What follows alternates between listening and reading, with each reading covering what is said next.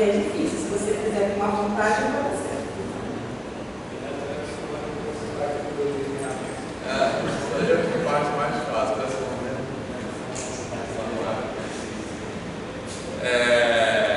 Então, nessa disciplina aqui, né, ela é uma disciplina que eu acho que ela tem muito a ver com as outras duas disciplinas de matemática, né, que são cálculo, vetores e geometria, que são as disciplinas que vocês estão cursando nesse primeiro período, tá? Essa disciplina, o nome dela é vetores no R2 e no R3. Eu vou falar sobre essa filmagem, tá? Assim, o nome da disciplina é vetores no R3, mas esse nome é meio inadequado, eu acho, para essa disciplina, porque não é só vetores que a gente vai ver. Essa disciplina, o nome dela, deveria ser geometria analítica, né? É isso que a gente vai ver. Então, basicamente, eu vou falar mais detalhadamente todas essas coisas. Mas, basicamente, o que é geometria analítica? Geometria, a outra disciplina de geometria que vocês estão cursando aqui em Gerard, é aquilo que a gente chama de geometria sintética. Qual é a diferença entre geometria sintética e geometria analítica? É que geometria analítica, a gente trabalha com coordenadas. Eu já vou falar, assim como eu disse, mais detalhadamente o que é. Geometria sintética, a gente trabalha sem coordenadas, né? Então, quando a gente fala em geometria sintética, por exemplo, a gente fala dos objetos geométricos. Um triângulo. Um triângulo, a gente identifica um triângulo, em geral, pelas medidas dos seus lados ou dos seus ângulos, né? Assim que a gente identifica, por exemplo, fala assim, um triângulo equilátero com lado 3, está identificado o triângulo, beleza? Em geometria analítica, a gente vai identificar os objetos por meio de coordenadas, né? Aquela coordenada x e y, beleza? Então a gente vai, por exemplo, no caso do triângulo, a gente vai identificar o triângulo por meio das coordenadas dos seus vértices. Então, mais ou menos isso que é geometria analítica. Vocês lembram de ter estudado isso no ensino médio? Sim, não? Não tem problema. A gente vai tentar identificar. Quem nunca viu isso que eu estou falando no ensino médio, não está identificando? Só vocês dois, mas eu não. Ian. Só o primeiro. Nossa, como é que é? Hã? Deixa, tranquilo. Não, é que eu quero decorar um pouco. Ian. Tá. Vou fechar a porta só por causa do ar, tá? Eu acho que.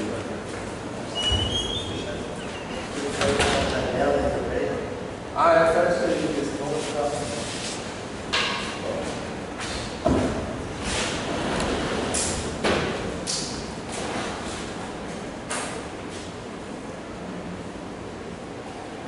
Mais alguém não tem lembrança de ter estudado isso no ensino médio, pode falar, tá? Não tem problema nenhum.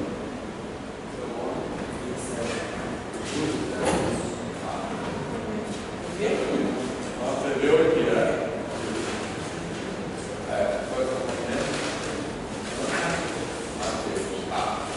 Então, deixa eu botar logo.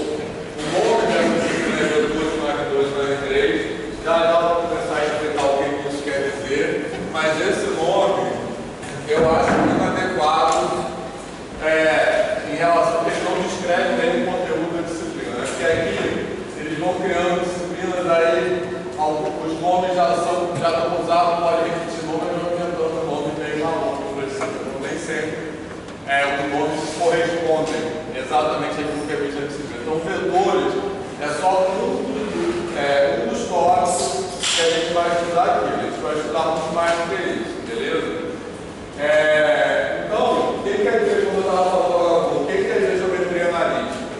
Basicamente é uma geometria com coordenadas, beleza?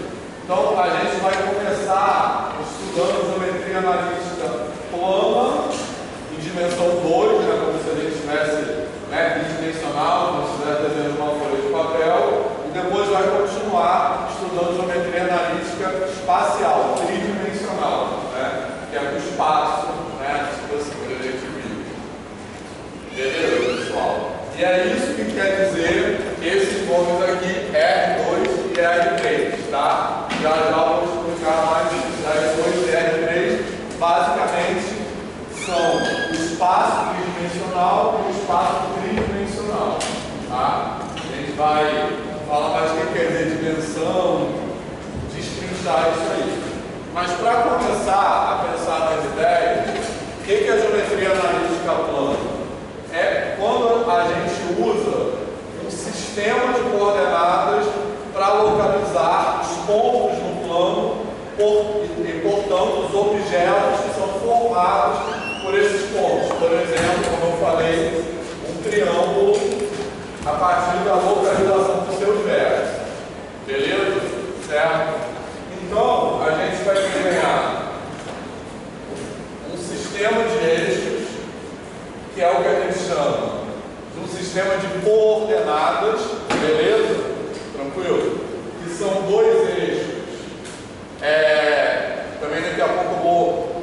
São duas retas. A gente pode inicialmente pensar assim, mas já eu vou começar a explicar melhor cada ideia dessa. A gente pode pensar nelas como duas retas perpendiculares, tranquilo? E em cada uma dessas retas perpendiculares, a gente vai desenhar uma escala numérica, tá? Então, aqui os números 1, 2, 3, 4 e, obviamente, os negativos também. Menos 1, menos 2, menos 3 e continuando para lá. Isso na horizontal, e a gente vai fazer a mesma coisa na vertical, tá? Então, a gente vai fazer 1, 2, 3, 4 e os negativos a mesma coisa. Tranquilo? Tá?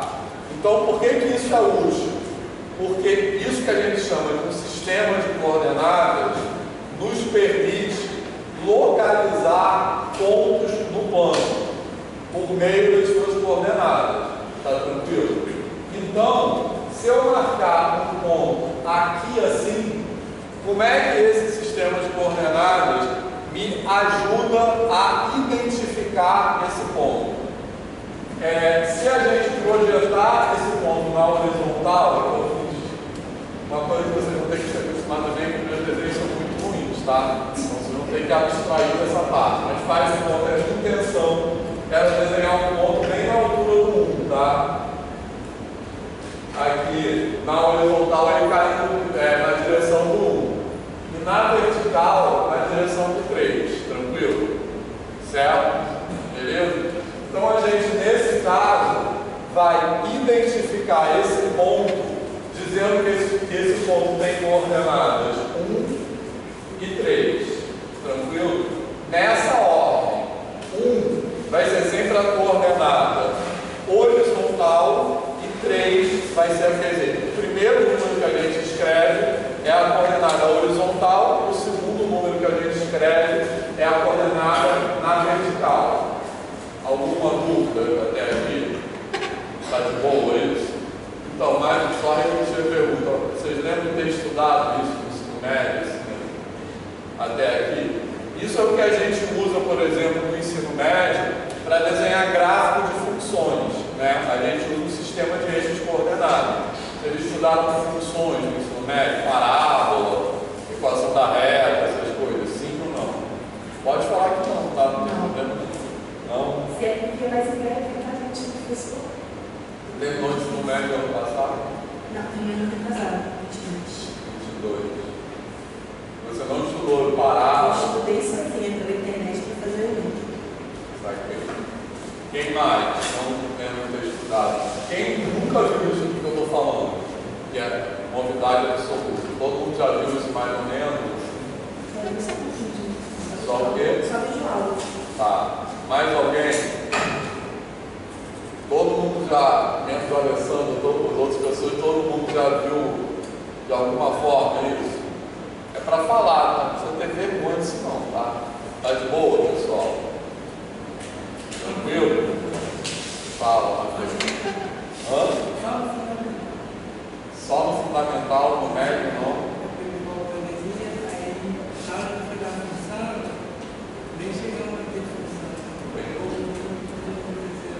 Então você viu no novo ano só, provavelmente.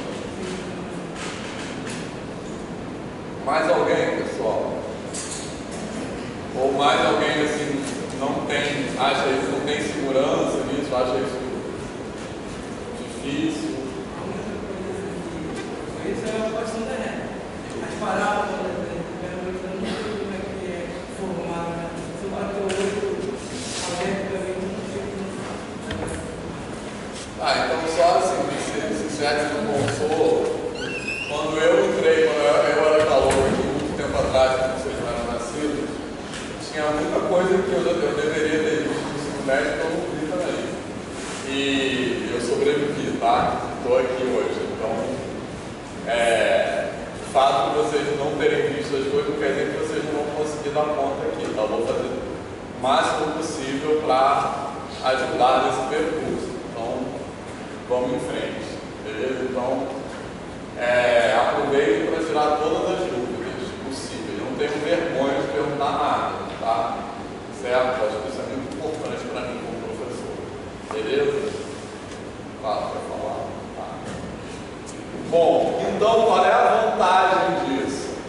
É que esse sistema desenhar, trabalhar com sistemas de coordenadas nos permite localizar os pontos, qualquer ponto no plano, beleza? Depois a gente vai fazer a mesma coisa no espaço tridimensional. Esse sistema de coordenadas nos permite localizar qualquer ponto de forma inequívoca. O que eu ia dizer? De forma que você não tem dúvida de que ponto eu estou falando.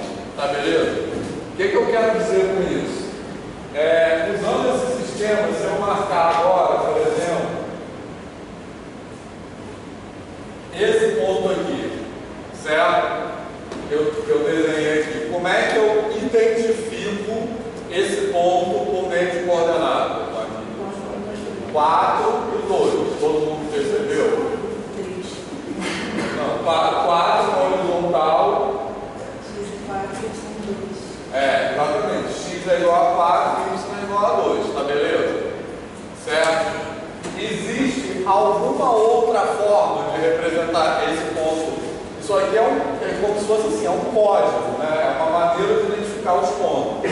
Então, existe alguma outra forma de identificar esse ponto aqui? Esse ponto só tem uma representação desse sistema de coordenadas, que é 4 e 2. Beleza? Tá de boa isso? Não tem outra maneira. Por quê? Porque é um código. Quando eu falo que é um código, eu quero dizer que é um combinado. O que a gente está combinando? Que a gente vai escrever primeiro a coordenada horizontal e depois a vertical. A gente poderia ter combinado ao contrário, tá? Poderia ser a primeira vertical e depois a horizontal. Mas uma vez que nós combinamos essa ordem, esse ponto só pode ser escrito dessa forma. Ficou de boa isso? Ficou claro? Certo? Então, qualquer ponto do plano só tem uma forma de identificar. Beleza? Reciprocamente, se eu chegar para vocês aqui e escrever assim, menos 1, 2, de que ponto eu estou falando? Como é que eu localizo esse ponto? Eu vou olhar a coordenada horizontal dele é menos 1, que está aqui, concorda? E a coordenada vertical dele é 2, que está aqui. Então, quando eu escrevo isso aqui, eu estou falando desse ponto. Tá beleza? Alguma dúvida nisso? Certo? Existe algum outro ponto que eu poderia estar representando por esse par de números aqui? Não. Todo mundo concorda? Só quando eu escrevo 1, 2, aliás, menos 1, 2, por exemplo, eu só posso estar falando desse ponto aqui. Tá beleza? Certo? Tranquilo? Se fosse ao contrário, a gente vai na parte de baixo, não é isso? Menos 2 e mais 1. Isso. Menos 2. X seria 2. Isso. Menos 2 e mais 1 seria esse ponto aqui. Tá legal? Certo? Então, menos 2 e mais 1 seria esse ponto que eu acabei de desenhar. Tá? Então, o princípio básico, isso que vocês precisam ao longo da disciplina, sempre lembrar, quando forem fazer qualquer exercício, o princípio básico da geometria analítica é esse. A gente usa um sistema de coordenadas que nos permite identificar todos os pontos do plano e depois do espaço de forma, que a gente usa esse termo matemático, de forma unívoca. O que quer dizer de forma unívoca? Que para cada ponto está associado a um único par de coordenadas, é identificado por um único par de coordenadas e cada par de coordenadas só pode identificar um único ponto. Então isso é muito útil porque a partir desse código a gente não tem dúvidas sobre de que ponto a gente está falando. Ficou claro isso? Ficou, pessoal? Tá de boa? Certo? Beleza?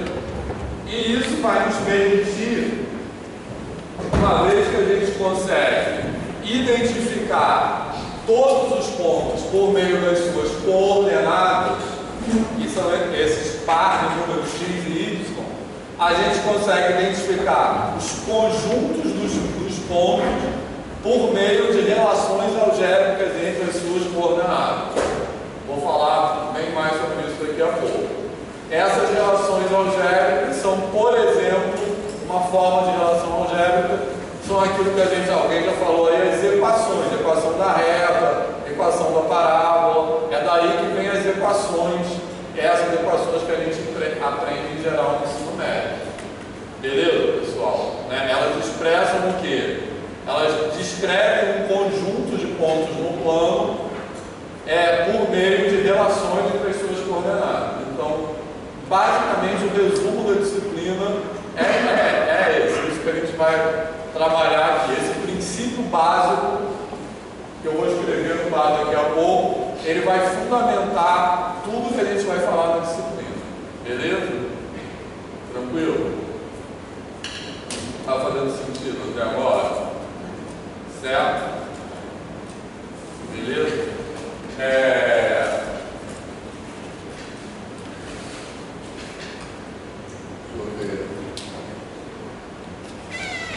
Posso apagar ali?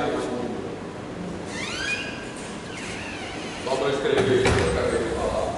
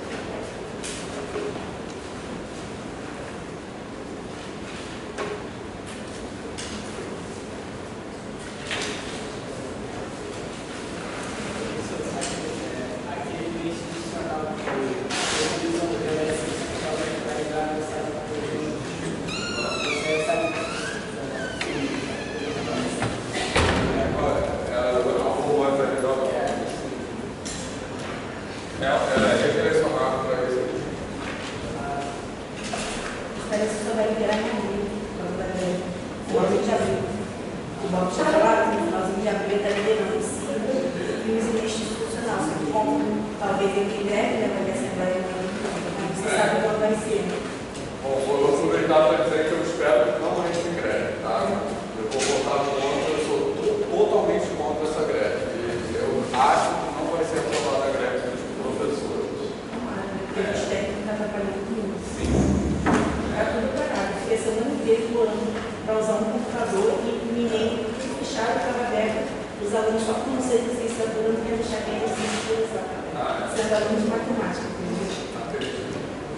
Fiz uma licenciatura no Guarani. E uma prova Os matemáticos explicaram.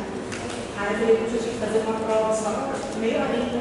Aí ele tem que voltar 4 horas. Eu falei, 1 hora e meia inteira, eles explicaram que eu puxa.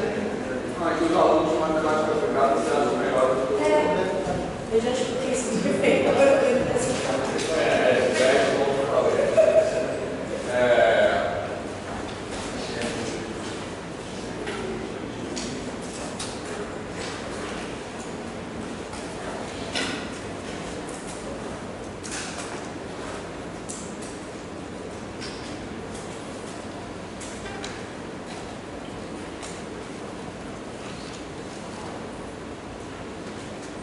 Olha só, então esse, como eu falei, é o princípio básico da geometria analítica e é aquilo que vocês têm que lembrar sempre que vocês tiverem, nunca esquecer disso aqui, com todo exercício, lembrar disso aqui, beleza? Então a gente usa, em geral, as letras X e Y, obviamente essas letras aí são meio uma convenção, né? Mas não precisaria ser essas letras, poderia ser qualquer par de letras, mas o importante é que a gente está usando um par de números reais, certo? Para identificar os pontos do plano, e isso aqui é muito importante, de forma unívoca. O que quer dizer de forma unívoca? É isso que eu acabei de explicar, tá legal? E se a gente fala, se a gente marca um ponto, só tem uma forma de representar aquele ponto, porque só tem um par de números que representa aquele ponto, beleza? Reciprocamente, se a gente escreve um par de números, aquele par de números só identifica um único ponto. Então isso quer dizer de forma unívoca, a gente tem uma correspondência um a um entre o par de números e os pontos, beleza? Tá? Por conta disso, esse par de números aqui, que é uma palavra que você já tem, talvez já tenham ouvido falar, é chamado par ordenado. Por que é chamado de par ordenado? Porque a ordem que você escreve esses pontos faz diferença. Tranquilo? Certo? Ou seja, se eu escrever aqui, ó, um ponto, esse ponto aqui, menos um 2, que a gente marcou aqui, menos um 2. E se eu escrever esses números em outra ordem, 2 menos 1, isso aqui é a mesma coisa que isso? Não. Por quê? Porque tem esse combinado que a primeira coordenada está sempre na horizontal e a segunda coordenada está sempre na vertical. Então, que ponto seria esse aqui? Seria o ponto 2, ó, x igual a 2 e y igual a menos 1, tá legal?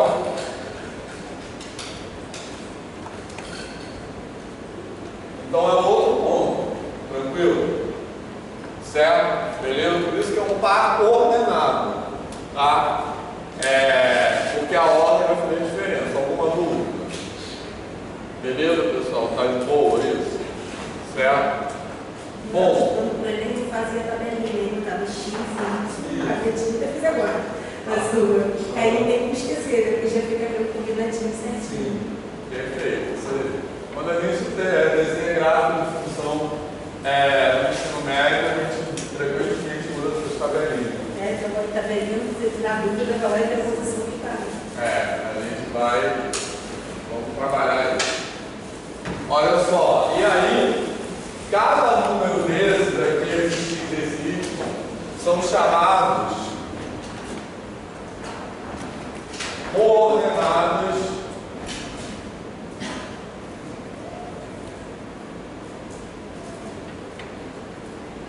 desse ponto. Mais especificamente, o x é chamado abscissa e o Y é chamado ordenado, tá legal? Mas isso eu não sei de onde vem esses nomes, tá? E esses nomes vocês não precisam decorar.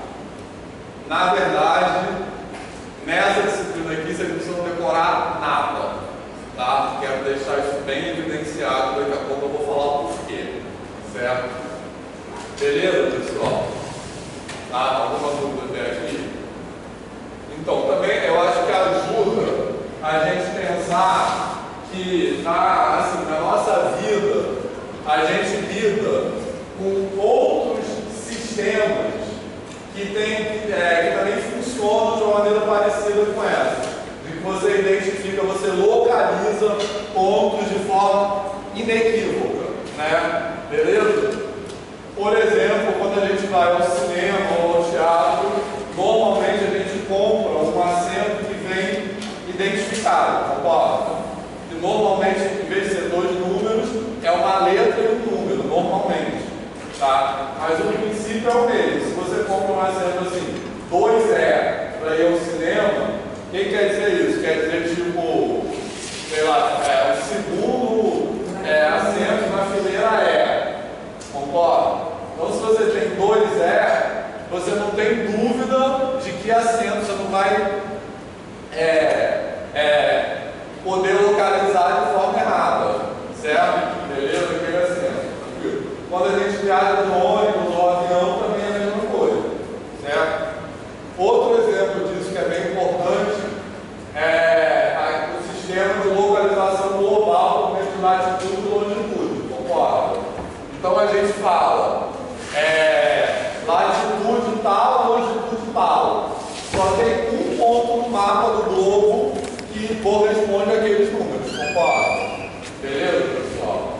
Eu nunca sei qual é a latitude, qual é a longitude, não importa. O que importa é que esse também é assim como o sistema que a gente trabalha na geometria analítica, esse sistema de localização global também é um sistema inequívoco, também é um sistema unívoco.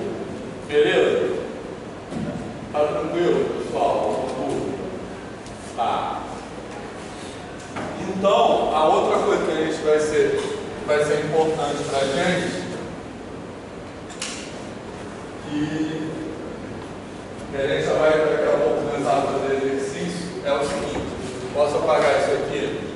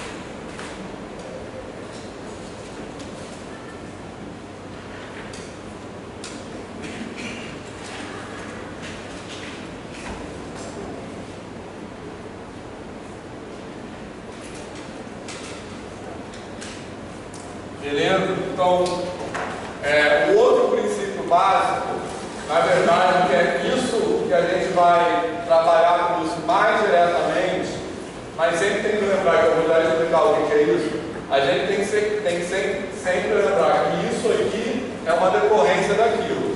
Então, o que eu quero dizer com isso? Uma vez que a gente tem o sistema de coordenadas, que é um sistema de localização unívoca, ele nos permite descrever ou identificar conjuntos de pontos por meio de relações que a gente identifica os pontos como um par de números, x e y. E aí a gente vai identificar os conjuntos de pontos por meio de relações entre esses números, Vou desenhar aqui de novo o sistema de coordenadas x e y. E se eu escrever a seguinte equação aqui, ó, y igual a x, alguém sabe qual é o conjunto que essa equação descreve? A gente vai sempre escrever equações e essas equações estão descrevendo um desenho, um lugar geométrico, né? Um conjunto no plano. Alguém sabe qual é? Vertical não, né?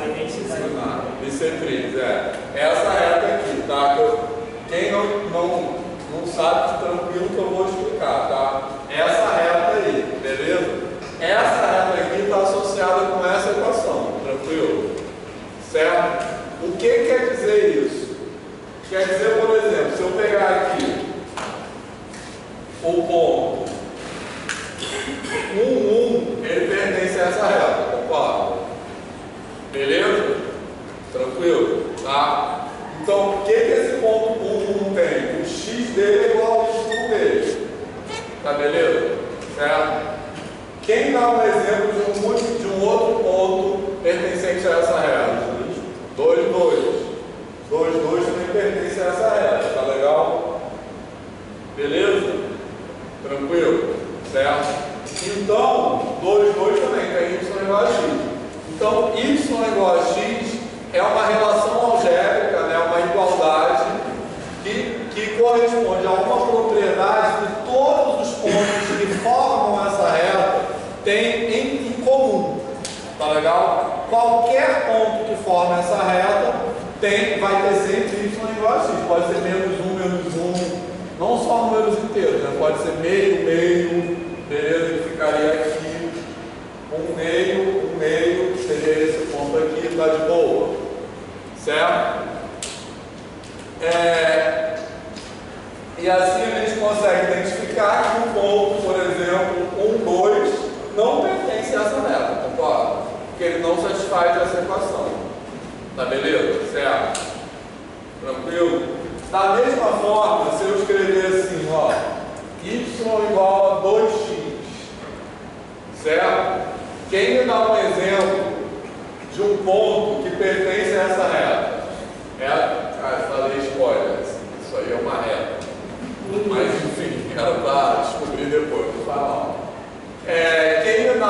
Quem fala um exemplo de um ponto que pertence a essa reta? 2 e 1. Isso, ao contrário, 1 e 2. Beleza? É x igual a 1, se eu jogar x.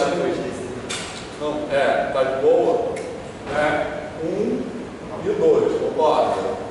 Certo? Porque se eu coloco x igual a 1, vai ter y igual a 2. Certo? Beleza? Tranquilo? Então esse ponto aqui, ó, 1, 2, pertence a essa reta. Beleza?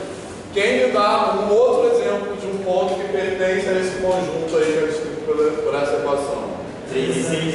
3 e 6, tá? Então, o que esses pontos, né, quando x igual a 3, y igual a 6? Isso seria aqui 3 e 6 vai ficar lá em cima, fora do desenho, beleza? Tranquilo? Certo? Então, o que os pontos que formam esse conjunto têm em comum? A coordenada, a vertical deles, tem o dobro do tamanho da horizontal. É isso que essa equação está dizendo. Tá beleza? Certo? Por isso que ele vai formar uma reta. A gente vai falar muito aqui de equação da reta. Vai ter, certo? Esse aqui é esse aqui. Vamos desenhar de outra cor.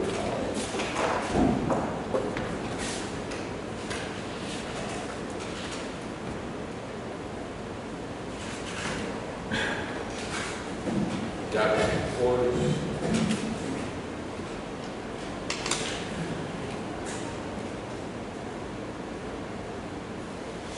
Beleza, pessoal? Então essa reta vermelha, essa reta azul, tá? Então repare que nessa reta vermelha, qualquer ponto que eu marcar nela vai ter essa propriedade, né? Então, não importa quem são as coordenadas. Repare que esse ponto aqui, ó, a vertical dele tem o dobro do tamanho da horizontal, tá percebendo? Certo? Beleza? Tranquilo? Então, essa reta, ela é identificada como o conjunto dos pontos que tem essa propriedade em comum. Tá de boa? Certo? Então, com isso, eu posso dizer automaticamente que pontos pertencem e que pontos não pertencem à reta. Tá legal? Então, por exemplo, vocês falaram aí, o ponto 3, 6 é um ponto pertencente a essa reta. Opa, beleza? Se eu escrever aqui o ponto 2, 5, esse ponto pertence a essa reta ou não? Não, porque para pertencer a essa reta, a coordenada aí não tem que ser o dobro da coordenada x. Certo? Então, se eu escrever 2, automaticamente quem tem que ser a coordenada y? 4. Então, esse aqui não pertence. Beleza? Certo? Tranquilo, pessoal, até agora? Então, basicamente é isso que a gente vai fazer na disciplina. Tá? A gente vai estudar coisas que possivelmente vocês já estudaram no ensino médio aqui. Retas, parábolas, aí outros tipos de conjunto, tipo círculos. Como é que é a equação? Alguém estudou a equação do círculo no ensino médio? Sim. Tá. Outros conjuntos de hipérbole, elipse, que aí em geral não se estuda no ensino médio, e vai estudar conjuntos que não tem figura geométrica, não tem um nome específico, mas a gente vai aprender a desenhar também. Tá? E essa disciplina, esse conteúdo aqui, ele é a base, também ele serve como a base do cálculo. O cálculo usa geometria analítica. Tranquilo? Beleza, pessoal? Até aqui está tudo bem? A gente vai estudar aqui matrizes. Quem viu matrizes no ensino médio? E quem das pessoas que viram matriz no ensino médio, quem achou matriz uma coisa sem pé nem cabeça? Sim, tem razão. Então a gente vai tentar dar sentido aqui a ideia de matriz, tá? Beleza? Tranquilo, pessoal? E depois, a gente na primeira parte do curso, a gente vai estudar isso em dimensão 2, como eu disse, e depois em dimensão 3. Tranquilo? Beleza? Quando a gente estudar em dimensão 3, o que a gente vai precisar? A gente vai precisar de um terceiro eixo. Tá legal? Porque aí para localizar um ponto no espaço, 2 coordenadas não são suficientes. A gente vai precisar de 3 coordenadas, tá? Então a gente vai ter um outro eixo que a gente pode pensar assim, perpendicular a esse quadro aqui, que seria em geral chamado de eixo Z. Tá beleza? Certo? Tranquilo? Então basicamente é isso que a gente vai estudar na disciplina. Já a gente vai começar a fazer alguns exercícios. Até aqui tá ok? Tá. Então, deixa eu pensar.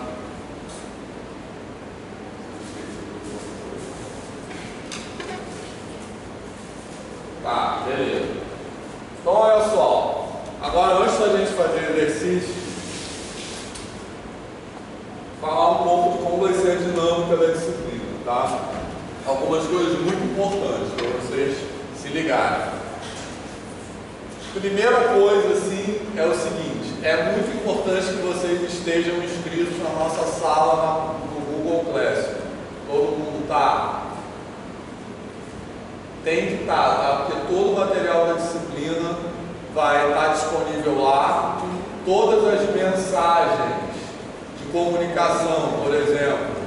Sei lá, amanhã não vai ter aula, eu espero que nunca aconteça isso. Mas todas as mensagens, a prova é dia tal, todas as mensagens vão ser mandadas por lá, beleza?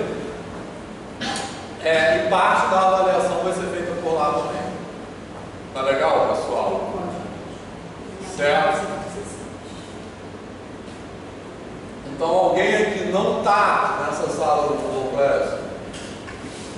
Certo? Então, vocês podem me mandar um e-mail, que aí eu mando o link para vocês, tá? Quem tiver aplicativo, você colocou o código da sua sala. É isso. Tem um código ali. MH116. Não, mas no Google Classroom não é esse código, não. Esse é o código da disciplina. Vai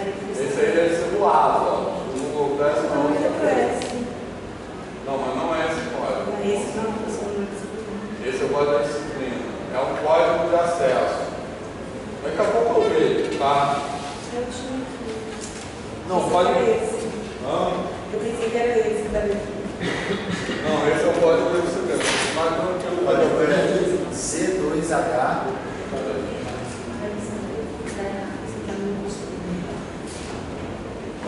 Bom, pode apagar o quadro?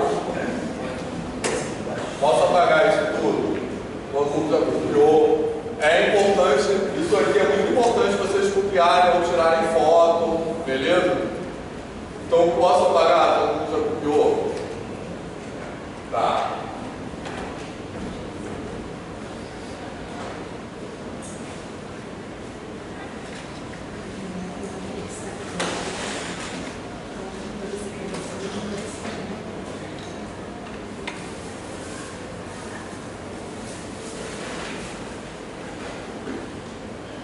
Fala aí, João. C2C. Tem que diferenciar, mas acho que Tudo minúsculo, tá? Ah, não, não diferencia não. C2HP. B de papo. Isso. 5. D de dado e T. D de tatu. Tá, isso. Só. Beleza. Então, esse código aí vai ficar no progresso. Quem não conseguir, manda no meio, tá?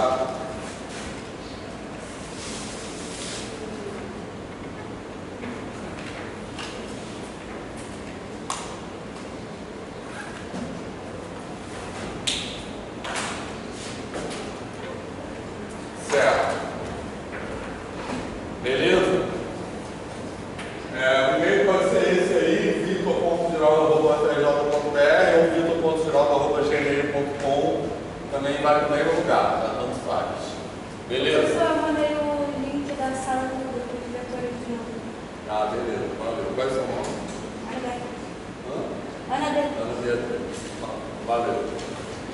Tá, então, mas se alguém tiver dificuldade de entrar alguma coisa, me fala, tá? É muito importante que vocês estejam inscritos nessa sala. E, por exemplo, já tem um monte de material da disciplina disponível lá, tá? A lista de exercício tem algum material do GeoGebra, que é material digital, né, que a gente vai usar aqui, beleza? Então isso é muito importante, tranquilo? Tem uma lista de presença rolando aí para vocês assinarem. Quem por acaso não estiver nessa lista, escreve o nome no final e o DRE, que é o número de matrícula de vocês, beleza? Tranquilo? E o SIGA está com a greve dos funcionários, o SIGA está com muitos problemas. Enfim, bom, próxima coisa importante que eu quero falar sobre essa filmagem, que também é importante. Eu tenho tido já há algum tempo essa prática de filmar as aulas, tá legal? Essa filmagem, para quem já foi meu aluno aqui no período passado, pois vocês acharam bom isso?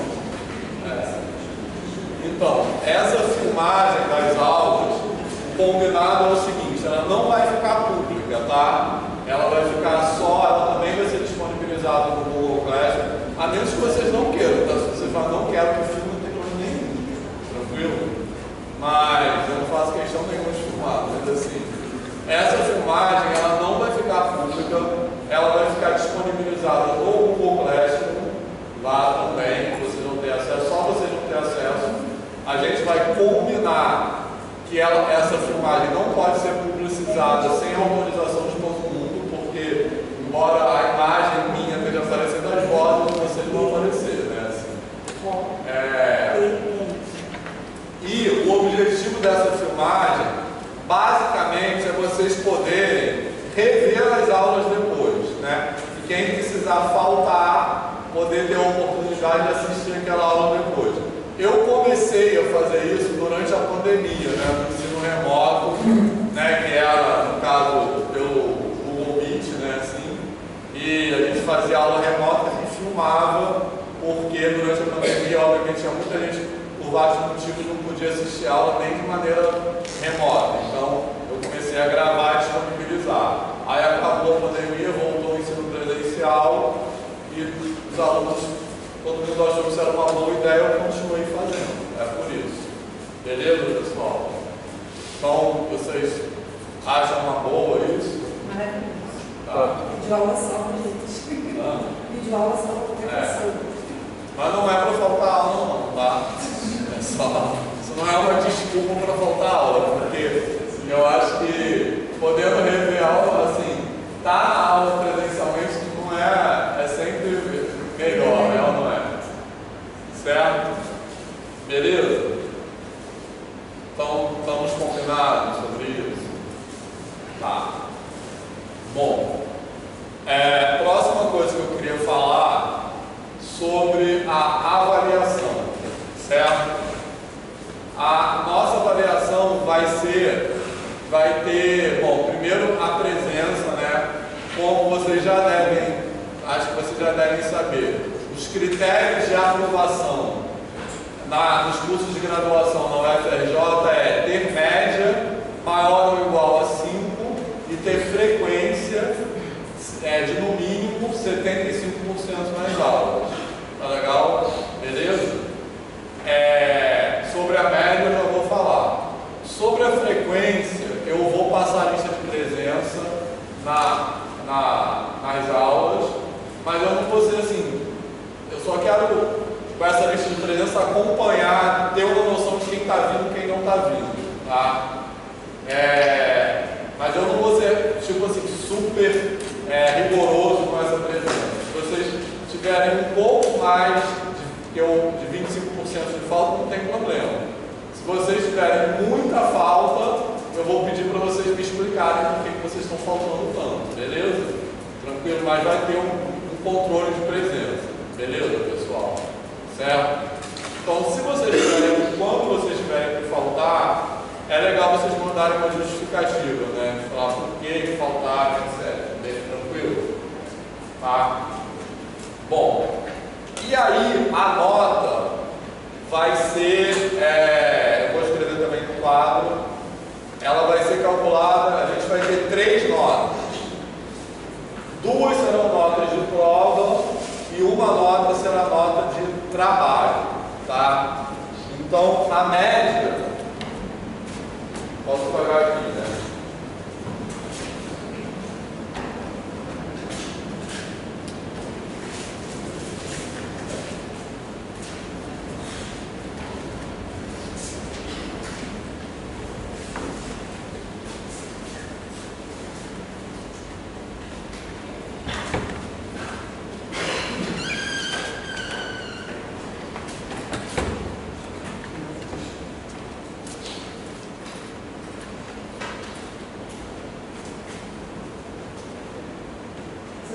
Então, a média final de vocês vai ser calculada por essa fórmula aí, tá? Nota da prova 1, nota da prova 2, mais uma nota no trabalho. Eu vou explicar cada coisa dessa. Essa é a média aritmética, vai ser essas 3 notas, dividido por 3, beleza? E vocês, para passar, essa média tem que ser maior ou igual a 5,0, beleza? Alguma dúvida? Tá? Bom, e aí essas provas P1 e P2 vão ser provas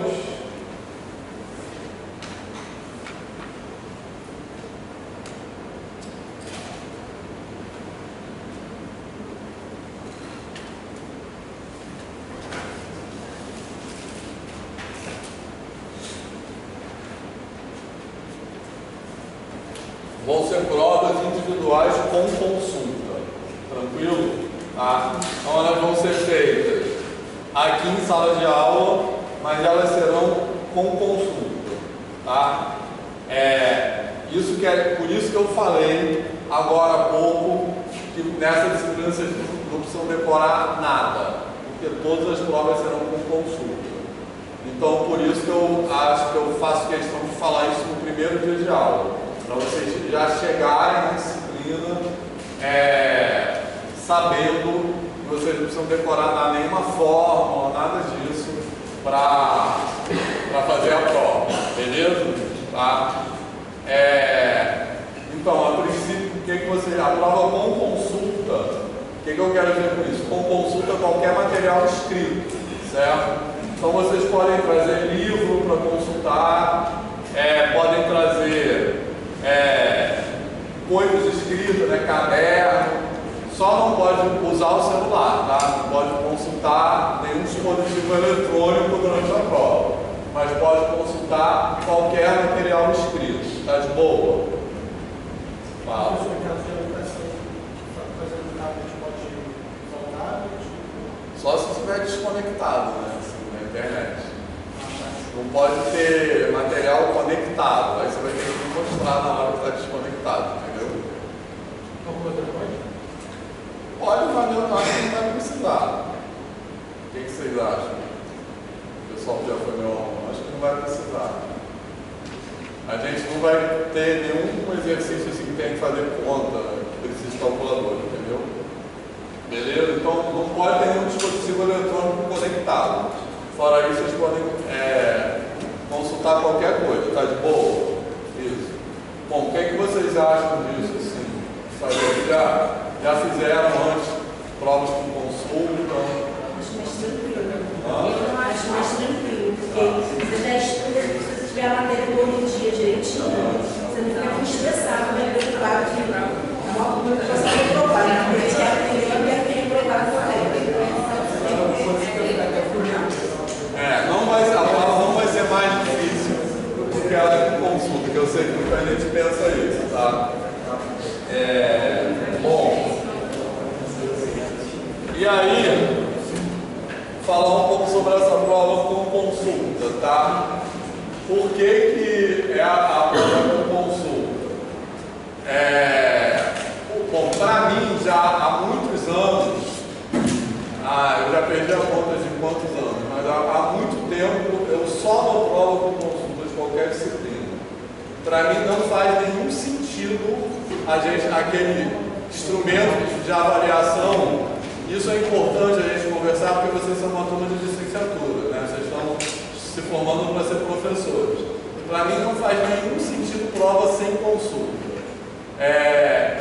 Muitas vezes na educação básica e também na educação superior, a avaliação ela é vista quase como um instrumento de tortura, né? Assim, uma coisa que...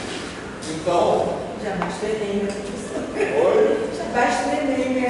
Uma folga pra gente... E a avaliação não pode ser um instrumento de tortura, né? Assim, então, para mim, não faz sentido, porque quando a gente dá uma prova sem consulta, a gente tem que pensar o que a gente está avaliando, né? Assim, a gente muitas vezes está avaliando a capacidade da pessoa de memorizar coisas e dar respostas rápidas, assim. E não é isso que eu quero avaliar. Pensa bem, na nossa vida profissional, como professores, vocês vão ser daqui a pouco professoras e professores, aquilo que será, vamos dizer assim, uma prática profissional como professores legal, é uma prática profissional na qual vocês não vão saber tudo decorado de cabeça. Quando vocês estiverem, por exemplo, preparando uma aula, vocês vão consultar livros, vocês vão conversar com os colegas, beleza? Isso que é desejável de um bom professor ou uma boa professora, na minha concepção, pelo menos. Bom professor e uma boa professora não é aquele que sabe tudo de cabeça e dá uma aula com tudo decorado, né? É aquele que sabe onde pesquisar, beleza? Então, se é assim, por que a avaliação é incoerente com isso? Beleza? Então, para mim, por isso que não faz sentido a prova ser com consulta. Fala.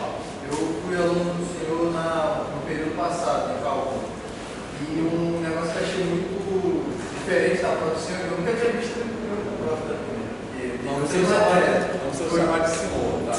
Porque, tipo assim, tinha perguntas perguntando como é que a gente ia ensinar.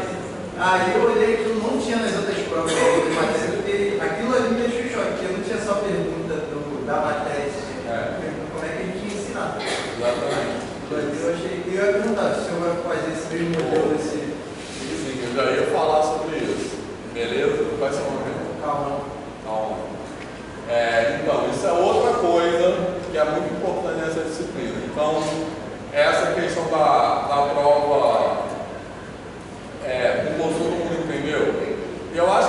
educação básica também, já vou falar sobre isso, tá?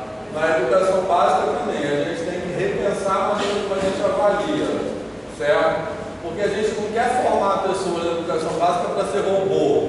E muitas vezes tem uma escola que forma robôs, né?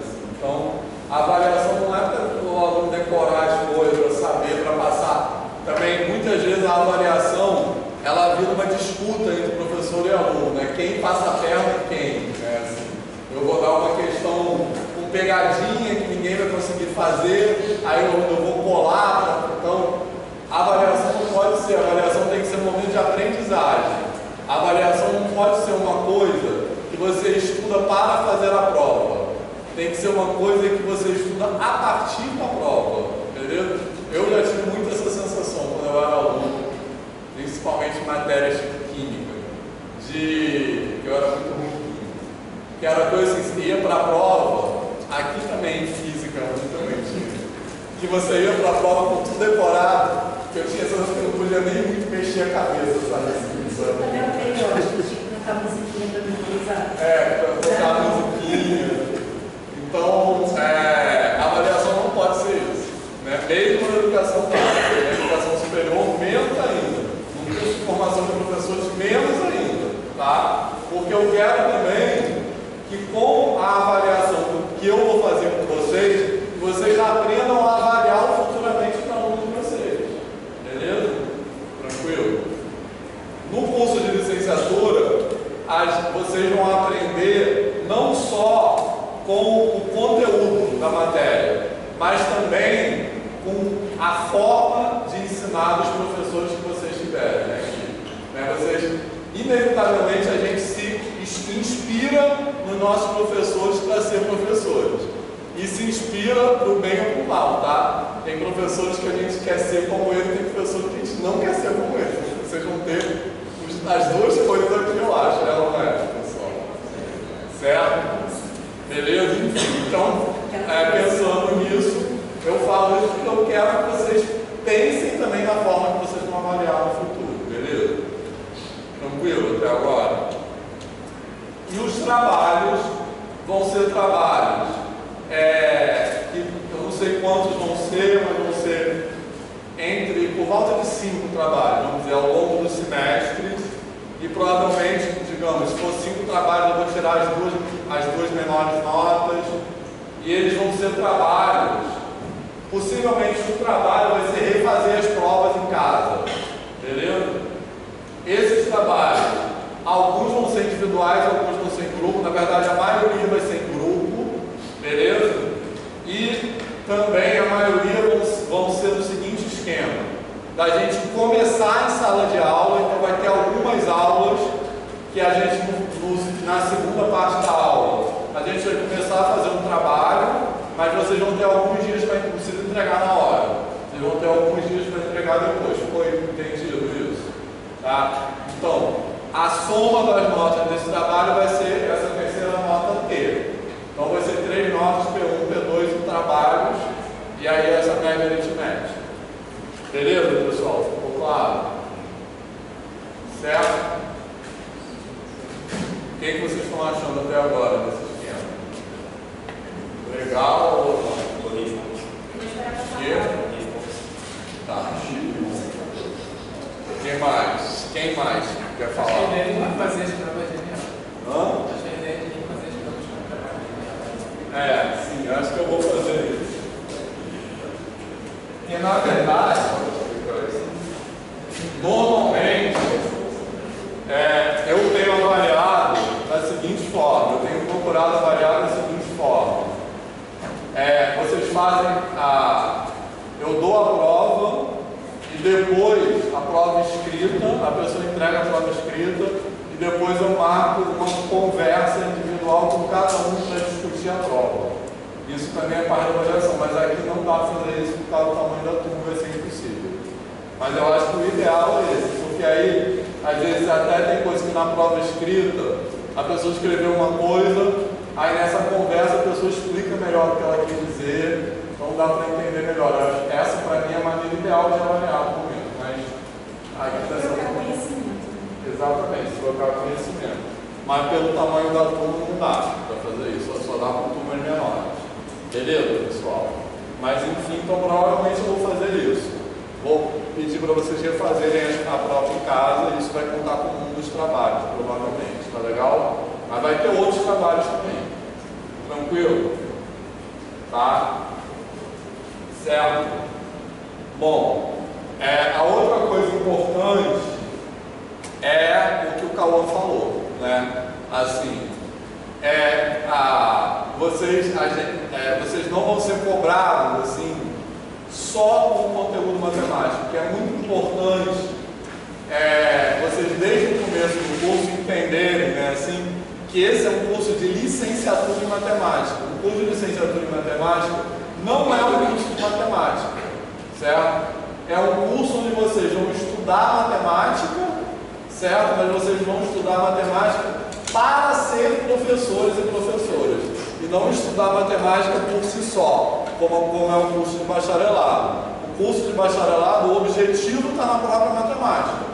O curso de licenciatura, o objetivo é a formação das pessoas, dos futuros alunos e alunas de vocês, beleza, pessoal?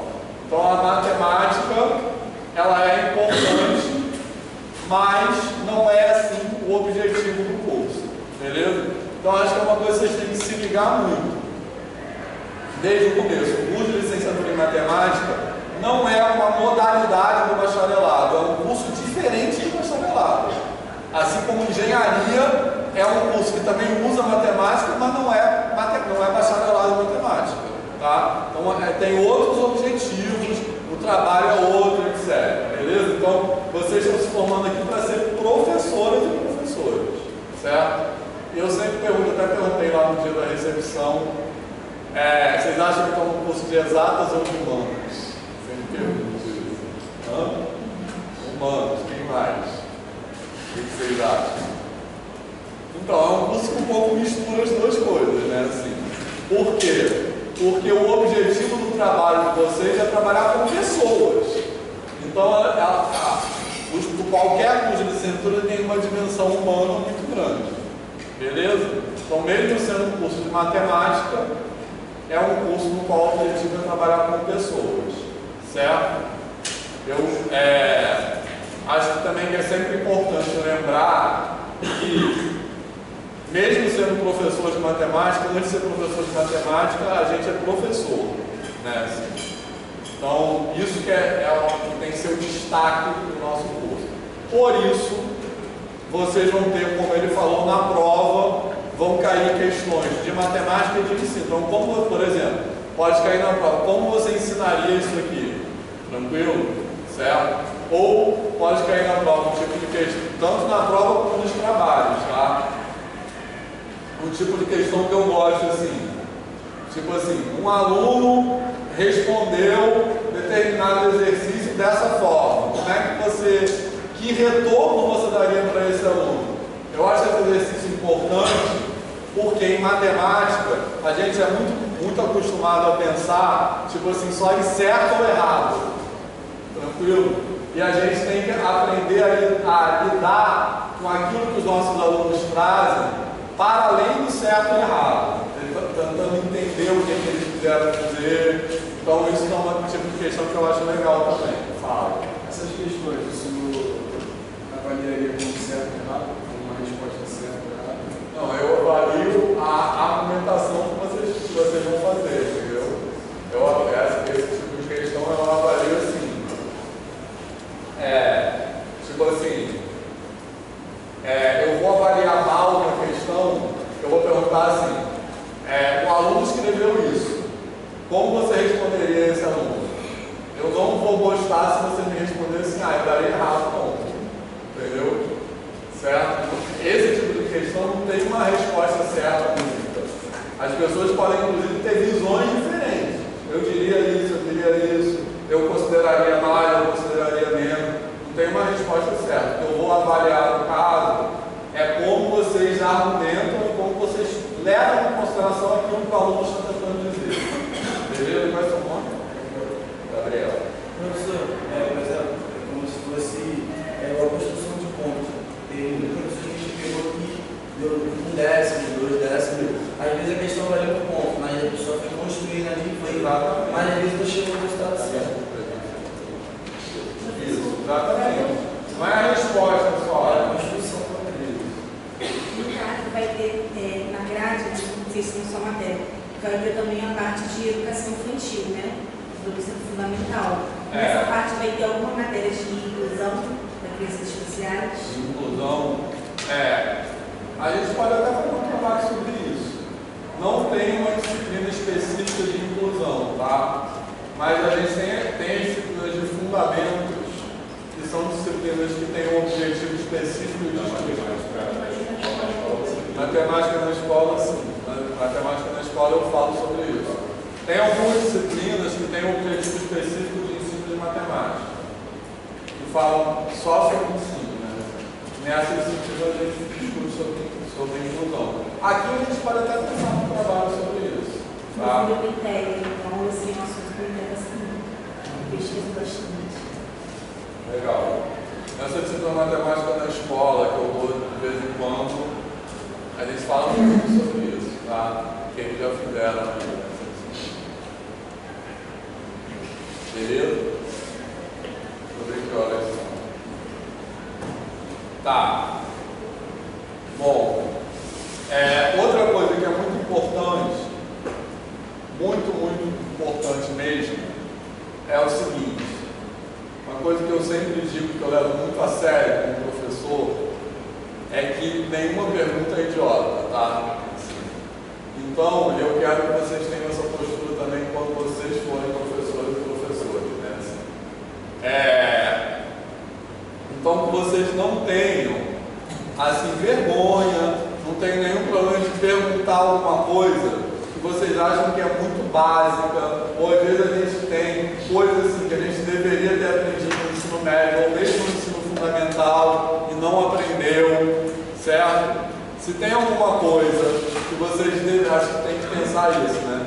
Que vocês deveriam ter aprendido na educação básica e não aprenderam, em geral a culpa não é de vocês, a culpa é do sistema educacional. Então vocês não precisam incorporar essa culpa, tá? O momento de tirar a dúvida é esse. Então qualquer pergunta é válida.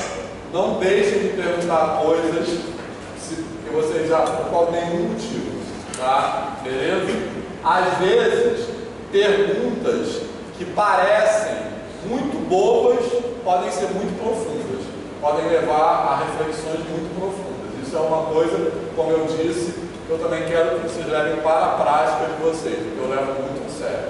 Beleza, pessoal? Não é verdade.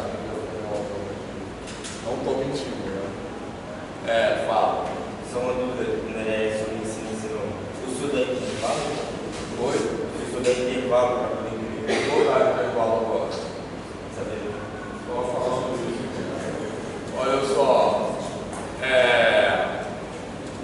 Deixa eu ver o que mais. Então isso é muito importante, tá? Eu acho que é uma coisa. Só vou terminar de falar isso quando dar um intervalo, tá? Por isso que eu estava olhando o horário. Olha só. Eu acho que é uma coisa